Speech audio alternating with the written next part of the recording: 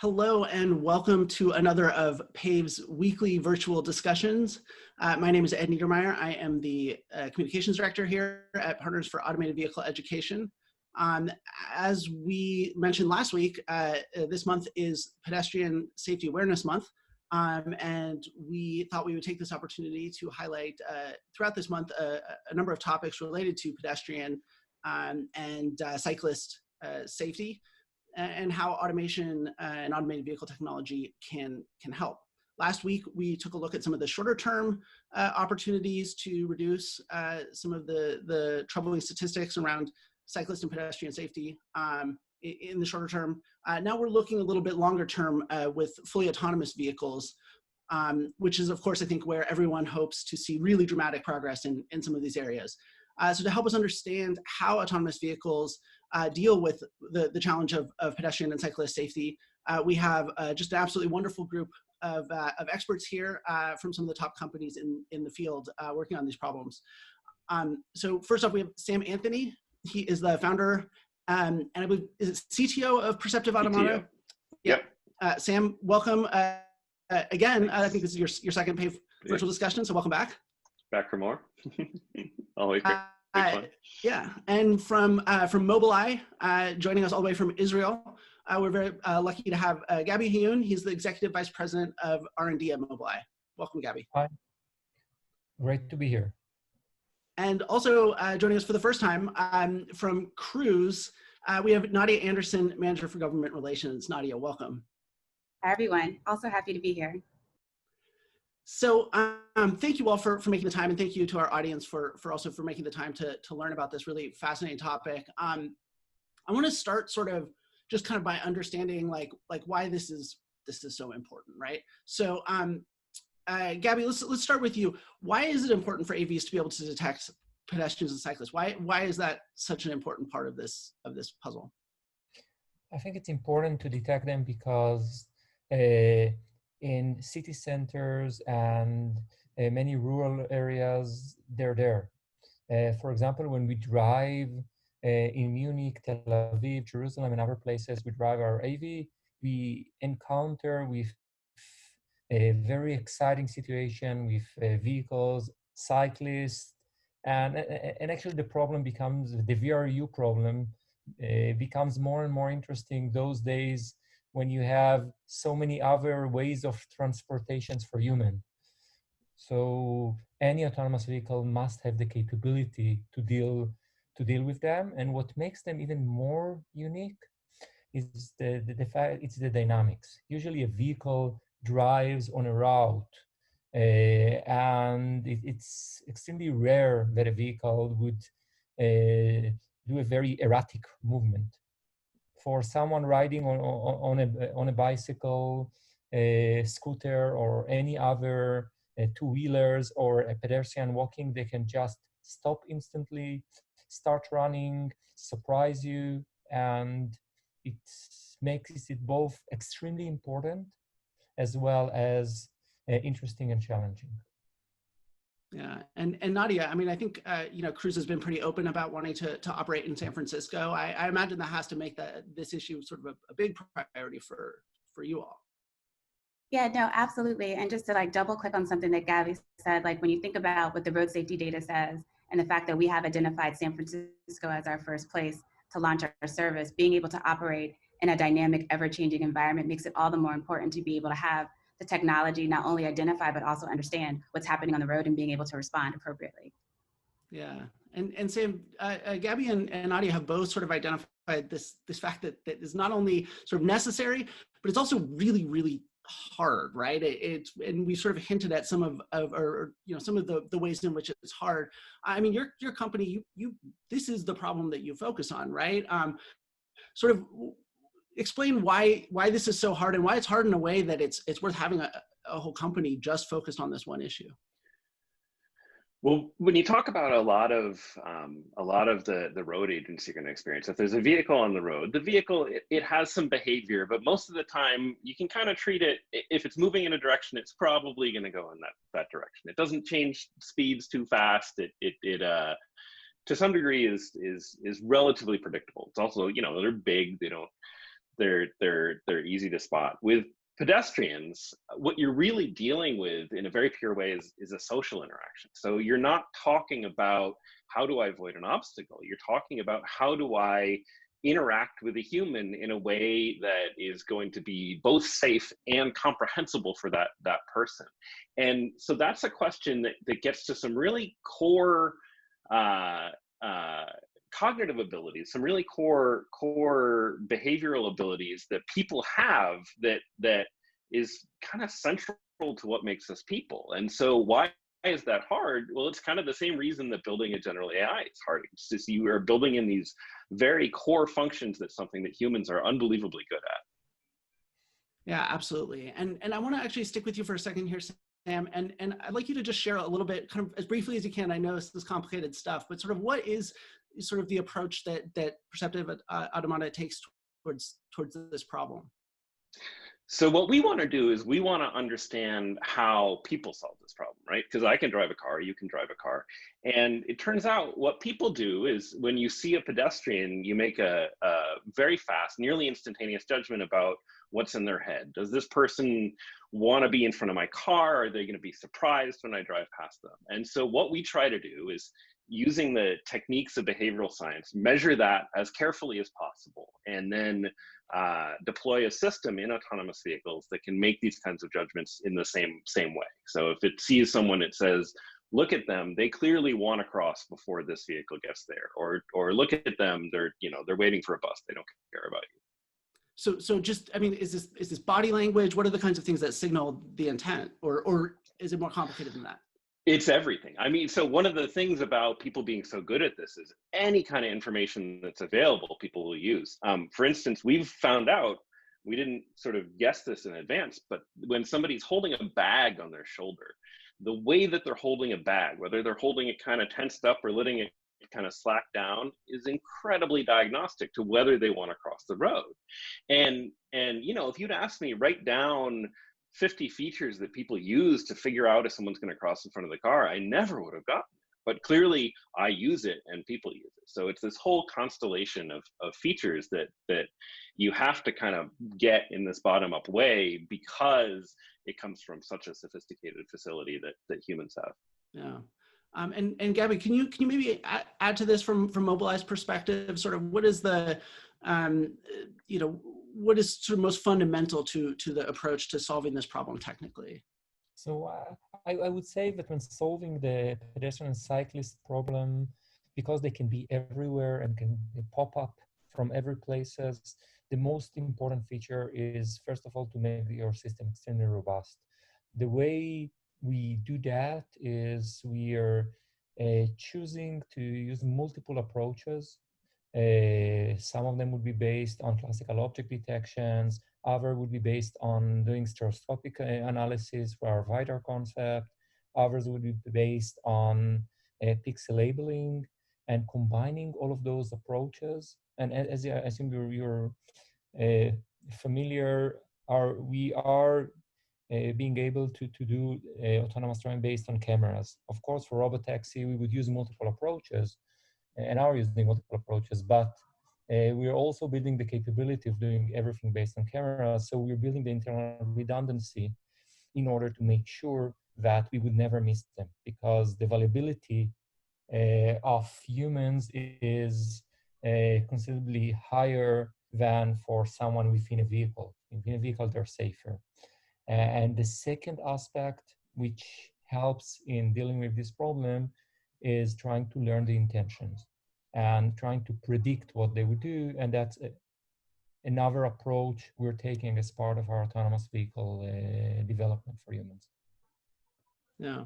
And Nadia, of course, we want to get your perspective. I have to shout out, there was a really cool piece sort of about, I think it was EE Times, sort of about Cruise's approach that sort of draws on things that you might not sort of, it might not occur to you that this is one part of the piece of this puzzle, but go ahead and explain how Cruise is approaching this. No, absolutely. Taking it back a little bit to what Sam had mentioned about how this has is innately social, and it has a lot to do with how people interact with each other. I think the most important thing and what's fundamental to how we think about this is understanding that humans are diverse. They behave in diverse ways. They're going to react in a number of ways, and they're also going to interact with their urban environments, which means that in order to be able to get this right, you not only have to be dynamic in your approach, but understand that context that's there. We mentioned that San Francisco is our home and where we're planning to introduce our service. And on a normal day in San Francisco, you'll see people traveling on bikes, you'll see people traveling on scooters, you'll see people traveling on foot, and even on some days, you'll see people dressed as trees traveling in the roadways. And our cars need to understand what's happening, what they're going to do, and predict their pathways in a way. And so think of that gesture. You know, you mentioned holding like your bag high on your shoulder indicates what you're going to do.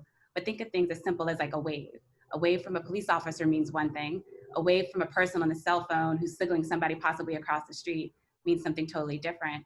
And then you add construction to the mix as well. So a wave from a person working construction signaling from one of their colleagues to come down also means something different. And the cars need to be able to identify what's happening. Now, Cruise's approach is sort of like multifaceted. The article that you mentioned talks about motion capture. So essentially leveraging, you know, gaming technology. And I had to learn a lot about it because I'm not a gamer, but essentially, and in layperson's terms, it's the technology behind what makes, you know, NBA 2K21 LeBron look like the LeBron we see and being able to move.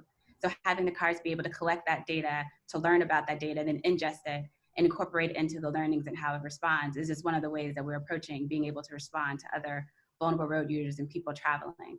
I will say that this, you know, approach is going to continue to evolve, and it's a space that's ripe for continual learning and opportunity. It's one of those hard and fun challenges that exist, not only for the technologies that we're working on, but for anybody else who's navigating out on the roadway as we look at how data is trending, knowing that it's still an ongoing problem, even in this pandemic. So it's kind of one of those areas where, you know, it's ripe for innovation, but there also has to be, it is recognizing that there's not going to be sort of a one size fits all solution to this. And a number of like innovative strategies, methodologies, and technologies are all going to have to be in the mix in order to get it right. Yeah, you know, I mean, just mentioning San Francisco, it occurs to me, and you know, we're also just sort of referencing that, you know, this is a time when there are all kinds of new sort of mobility technologies out there. I'm wondering, and maybe Nadia can speak to it, and we can bring others in as well. But I mean, you know, you have sort of those one wheel, you know, motorcycles. You have the unicycles. You have scooters. You have this like flowering of micro mobility and all these other things. So do you have to sort of build like prediction models for? Do you have to know whether someone's on a scooter or on a one wheel or on, you know, I mean, how detailed do you have to understand? Like, how much detail do you have to understand about these different vehicles to be able to predict them accurately?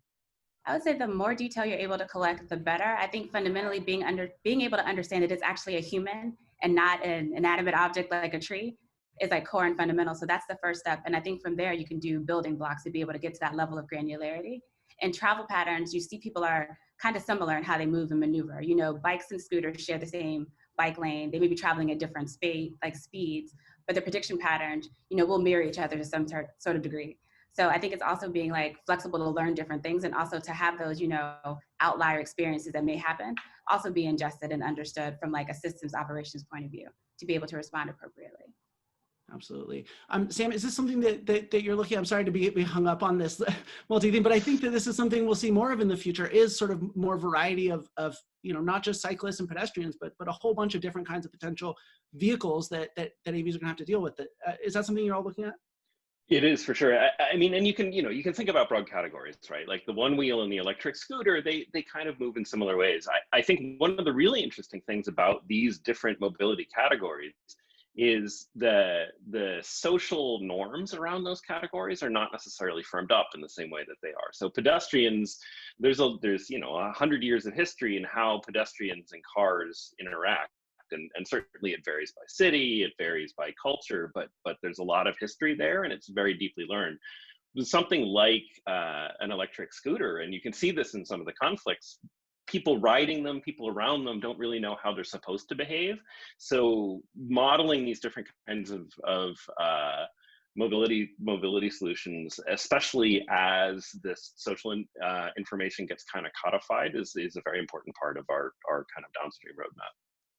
Yeah, and Gaby, I also want to ask you about, and because, you know, one of the really challenging things about prediction, right, is you can predict, you know, you can sort of take a snapshot, you can predict what's going to happen in the future, you know, but if you then are taking actions within that world, you might be affecting what everyone else is doing. And can you talk, and then also sort of I guess what I'm trying to get at here is there's a balance between, you know, keeping people safe, knowing what they're going to do and keeping them safe, but also the vehicle has to continue to move as well, right? So you have sort of trade-offs between, you know, absolute safety and being able to continue to make progress, right? And then you also have sort of how are people going to react once I start moving? I guess let's take the first piece of that first, right? Yeah. So if I'll take your question, I think you're probably familiar with the RSS concept, the responsibility sensitive safety, where the basic idea is you have some agreed assumptions on what would be the relevant worst case, and based on that, you can find a good compromise between safety and moving forward. I'll give an example which is in relation to pedestrians, because one of the challenges with pedestrians is the fact that they can suddenly appear behind occlusion. And city centers is full of occlusion, could be either a parked car, a pole, or any other aspect. So some of the basic concept we have built into the system is a kind of what it would be our visibility area. And then we would calculate that into the system such that in the worst case, we'll be able to react to a sudden appearance. So it would mean that the vehicle might decide to have some offset from a parked vehicle or to slow a bit in order to be ready for a sudden appearance of a pedestrian. And since within this RSS concept, we're building some reasonable assumption to be agreed by regulators and the various players in this arena, one can find a good compromise. And actually, in some of our drives, and lately we started driving more seriously in Munich city center and Tel Aviv city center, and those areas are extremely crowded and with dense streets, and the usage of those, as I said, this RSS concept would enable us, is enabling us to find a reasonable compromise. And what we are trying to be very careful when talking on predictions, we don't want to use prediction too heavy for safety. Prediction are great for comfort, such that you'll have very smooth driving, but for safety, you want to have the most robust method, the most direct derivative, and again, combining the very robust and deterministic analysis for the short term for safety with predictions when trying to look farther into the future and enable smooth driving is a very good tool in order to combine the avoiding the risks and driving smoothly and continuing to drive. Yeah, absolutely. And I think that you know, remembering that safety, you know, when you're using AI and you're making these probabilistic, you know, decisions to make driving policy, you know, this isn't like you know, ordering your, you know, finding a face in your photos or something. This is if there's a mistake, you know, these are safety critical stuff here. Sam, I mean, how does that affect sort of developing these sort of recognition and interpretation systems relative to maybe other applications of machine learning? Well, you know, I think the RSS and related approaches, which are these sort of formal approaches to defining where you have, you know, where you have fail-safe distances and where you really, you know, can't go, and where you can set trade-offs is incredibly important. I'm a huge fan of that work, and it actually really structures how we think about where we're adding value. And for us, if you take these sort of critical safety thresholds as your model, you know, you have to do that. And if you do that without the prediction and without the understanding, what you'll end up is a situation where the vehicle's behavior is unnatural and uncomfortable and hard to deal with. You end up with false positive emergency stops. You end up with the vehicle just behaving in a way that's really, first of all, unpleasant for people in the vehicle, but also very, very difficult for agents interacting with the vehicle. And so within these safety frameworks, what we look at is where are the places where we can give you more information further out so that you can modulate the vehicle behavior, so that not only do you get through there safely, not only can you plot a motion plan from A to B, but you do that with a smooth and safe, with a smooth and comfortable and comprehensible behavioral plan the whole way through. Yeah. And Nadia, I mean, I remember one of the sort of first or a really early story that really made me kind of like go, huh, this could be a really interesting thing, is sort of some of the earliest places where there were really early deployments of AVs. I think in Mountain View, they were finding that very quickly people were starting to realize, cyclists and pedestrians in particular, I think cyclists in particular, that these vehicles were driving very conservatively. And that all of a sudden, I think there was sort of this realization that we can kind of almost do whatever we want in front of this vehicle, and it will always err on the side of being too cautious, which is, you can't always make that assumption when you're interacting with a human driver. But then, of course, that could potentially, make it harder to make forward progress. How does that, should we expect people to change their relationship, pedestrians and cyclists particularly, over time as they get more used to them? Will behavior change? And how do you think about that issue? Yeah, we saw the exact same thing in San Francisco, like people realizing that the cars are very conservative. They're going to follow the law. They're going to give you the right of way. They're going to yield to you in a situation where a human driver may not respond that same way. I think that we can expect everybody's behavior to change as things continue to go. And I think that's a fair assumption, taking the belief that if we're going to address road safety, everybody needs to play a role and do their part. So not only looking at how the cars respond, but also how other people traveling, making sure they're making space and paying attention to each other that's out there. I think with technology, you can get a little bit more predictability. So understanding and knowing that the car is going to respond in a uniform way, in a different manner than a human would. And then being able to know that, the car is going to yield to you if it's a self-driving car, giving you the space that you need to be able to travel. We'll adjust how people maneuver. But I think it's going to be an ongoing iteration, especially as, more people get on bikes and decide to travel on foot and our cities begin to change. But also as more self-driving cars and the related technology not only comes out from our model, but also looking at how some of the automakers are beginning to put more of those technologies out on their vehicles as well to improve safety. So I think it's going to be, a delicate balance for sure, but definitely we should expect each parties and everybody out on the road to continue to adapt and maneuver in a new way. So more of an art than a science moving forward for sure. Yeah. And Gaby, we have a question here from UC Berkeley asking sort of how will we adapt autonomous vehicles to very multimodal areas such as a town square or narrow city streets? And it seems like you can think of those are quite different situations in terms of how you might interact with pedestrians or cyclists. Sort of how do you think about that? So part of the solution would come from the fact that you encode into your map and decisions important information of where you would have various crosswalks of various types, and incorporating into your driving policy the expectation. I would say something very simple.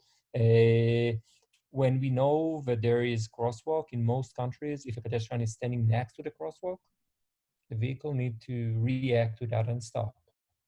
So that's one thing one would do. A second thing one would do is to learn the behavior pattern of the various pedestrians in various areas. And we have seen that there are a cultural difference. Again, the system, what we have learned, by the way, when you use concepts which combine safety through RSS and predictions, you can cope with very different behavior methods. So when we took something which was developed in Jerusalem, which is somewhat erratic with the way pedestrians are acting, we're driving in ultra-Orthodox neighborhoods where there are many children walking and surprising you continuously. And we took the same system and